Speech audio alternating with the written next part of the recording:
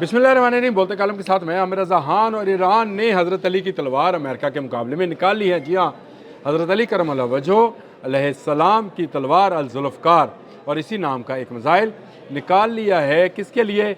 उस बहरी बेड़े के लिए जो कि अब अमेरिका से ईरान की तरफ सफ़र का आगाज़ करने वाला है। मैंने सुबह अपने व्लॉग में ये बात बताई थी कि पेंटागन ने तस्दीक कर दी है कि जॉर्ज डब्ल्यू बुश नामी जो बहरी बेड़ा है उसको इब्राहिम लिंकन की मदद के लिए बल्कि स्ट्राइकर के तौर पर भेजा जा रहा है, यानी हमलावर ये होगा। और ईरान इन बहरी बेड़ों का जो कि इस वक्त मौजूद है इब्राहिम लिंकन और जो कि आने वाला है जॉर्ज डब्ल्यू बुश, मुकाबला कर सकता है या नहीं, तो फिर वही काम आए, यानी हज़रत अली अलैहिस्सलाम उनकी तलवार अल-ज़ुल्फ़कार, इसी के नाम पर अल-ज़ुल्फ़कार मिसाइल जो है, मिसाइल सिस्टम बल्कि इसको कहना चाहिए, क्योंकि उसमें दीगर मिसाइल भी शामिल हैं। वो भी मैं आपको बता देता हूँ कि कौन कौन से मिसाइल्स हैं और उनकी रेंज क्या है।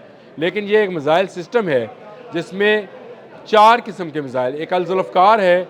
अल-ज़ुल्फ़कार खुद जो है इसकी रेंज जो है 700 किलोमीटर तक है। उसके बाद इसमें खलीज फ़ारस है जिसकी रेंज है वो तकरीबन 550 किलोमीटर है।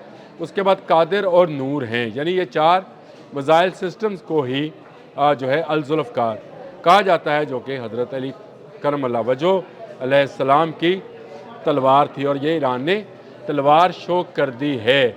अब मैंने जब इस पर रिसर्च का आगाज़ किया तो मैंने कहा कि अगर एक बहरी बेड़ा है, अगर वो 30 नॉटिकल माइल की रफ्तार से समंदर के अंदर मूव कर रहा हो तो क्या उसको एक बैलिस्टिक मिसाइल जो है तबाह कर सकता है? जवाब था नहीं कर सकता। हालांकि ये जो बैलिस्टिक मिसाइल्स हैं इनकी रफ्तार बहुत ज़्यादा है और मैं आपको बता चुका हूँ कि कोस की शक्ल में, यानी ये ज़मीन से उठते हैं और कोस बनाते हुए अपने टारगेट तक तेज़ी के साथ जाते हैं और इनकी स्पीड इतनी होती है कि इनको इंटरसेप्ट करना मुश्किल होता है। लेकिन एक मूवेबल यानी हरकत पजीर बहरी बेड़े को ये निशाना नहीं बना सकते। उसके लिए बहुत ज़्यादा जो है आपको फ्रीक्वेंसी, बहुत ज़्यादा आपको एक्यूरेसी और बहुत ज़्यादा इंटेलिजेंस की ज़रूरत होती है। लेकिन इन बहरी बेड़ों के साथ अमेरिका के वो सिस्टम्स जो कि इंटरसेप्टर्स कहलाते हैं, वो सिस्टम जो कि हॉकाइज कहलाते हैं, हॉकाइज मींस वो जासूस सिस्टम, वो भी साथ हैं। और इसके साथ साथ इन बहरी बेड़ों पर हवाई जहाज़ यानी फाइटर प्लेन्स जो हैं वो मौजूद हैं। तो इन सारों की मौजूदगी में और एक सबमरीन भी है, चलें ये भी इसको शामिल कर लेते हैं, सबमरीन्स भी है। तो क्या फिर ईरान इन बहरी बेड़ों का मुकाबला कर सकेगा?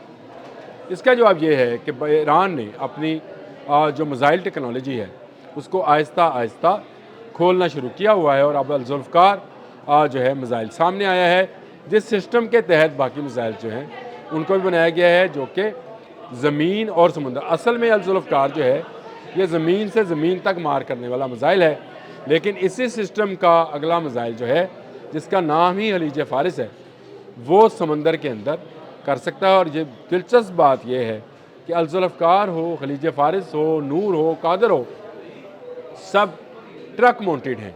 ट्रक माउंटेड होने का मतलब ये है कि इनको तेज़ी के साथ मूवेबल किया जा सकता है।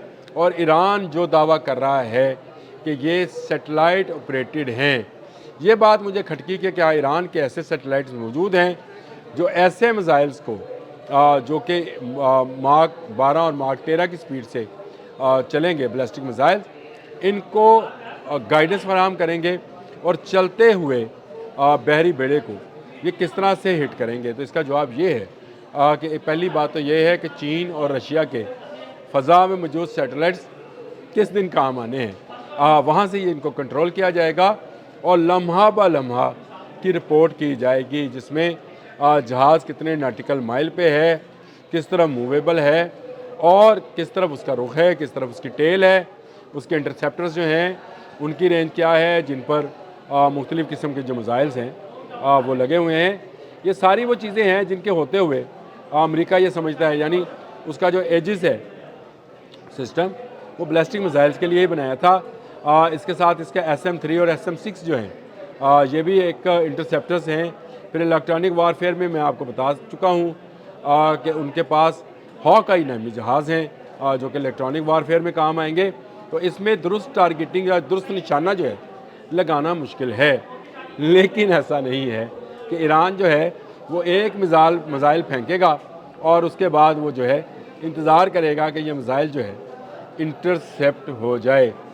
دیکھیں سب سے پہلی بات تو یہ ہے کہ ایران نے آئرن ڈوم کو جب توڑا تھا اسرائیل والے کو، تو اس نے ایک تجربہ کیا تھا، اور وہ یہ تھا کہ ملٹیپل میزائل سسٹمز اور ملٹیپل ہتھیار جو ہیں ایک ہی وقت میں اگر نشانے پر باندھے جائیں تو پھر نشانہ خطا نہیں جاتا ہے۔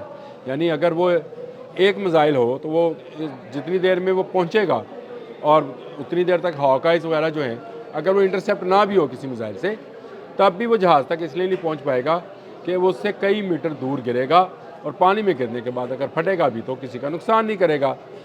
اس کا حل جو ہے، جو میری تحقیق بتاتی ہے کہ اگر ملٹیپل میزائلز یعنی ایک ہی وقت میں اگر الذوالفقار، اگر خلیج فارس، اگر قادر، اگر نور میزائلز کو فائر کیا جائے اور ان کی تعداد 80 سے زائد ہو، انٹرسیپٹ کرنا مشکل ہو جاتا ہے۔ کوئی کروز ہے، کوئی بلسٹکس ہیں، یہ تمام میزائلز جو ہیں اگر فائر ہوں، اور اس کے ساتھ ساتھ یاد رکھیں 300 سے زائد میزائل بوٹس ہیں ایران کے پاس جو اس وقت خلیج فارس میں تیر رہی ہیں اور آبنائے ہرمز میں کام کر رہی ہیں۔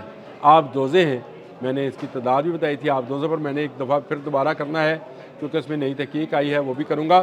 لیکن جب صبح میں اس موضوع پر بات کر رہا تھا کہ نیا بحری بیڑا جو ہے پینٹاگون نے بتا دیا ہے کہ اس کو تیار کیا جا رہا ہے ایران کی طرف روانہ کرتے ہوئے، تو اس کے بعد میرے دل میں یہ بات آئی کہ یہ بھی بات ضرور سمجھنی چاہیے کہ کیا ایران اس بحری بیڑے کا مقابلہ کر سکتا ہے؟ تو جی بالکل کر سکتا ہے، نہ صرف کر سکتا ہے بلکہ ایران کی اتنی کیپیبلٹی اور کیپیسٹی ہے کہ انہیں تباہ بھی کر سکتا ہے۔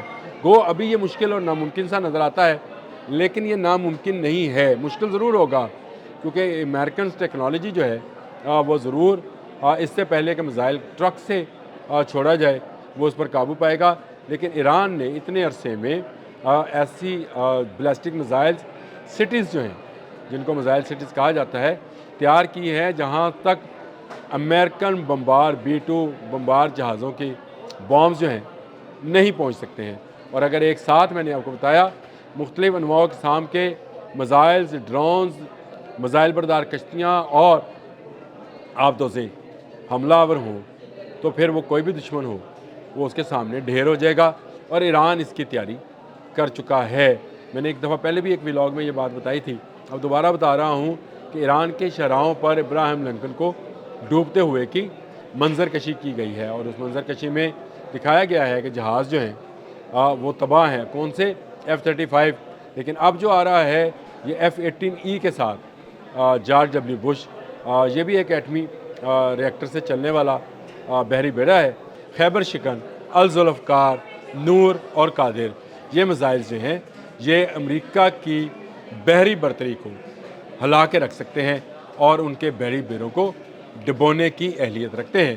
اب تک کے لیے اتنا ہی، اللہ حافظ۔